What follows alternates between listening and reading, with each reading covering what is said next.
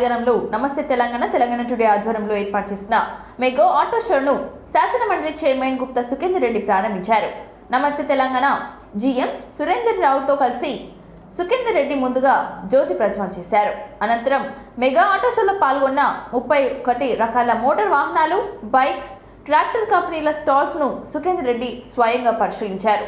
పలు వాహనాల గురించి కంపెనీ ప్రతినిధులతో అడిగి ఆరా తీశారు. అనంతరం సుఖేందర్ రెడ్డి మాట్లాడుతూ నల్గొండలో ఇంతటి స్థాయిలో మెగా ఆటో షోను అందుబాటులోకి తీసుకురావడం అభినందనీయమని అన్నారు. నల్గొండలో ఎక్కడెక్కడ లేదు. నమస్తే తెలంగాణలో వస్తున్నటువంటి ఈ కార్యక్రమంలోనే తొలిసారిగా ప్రదర్శనకు ఉంచడం జరిగింది.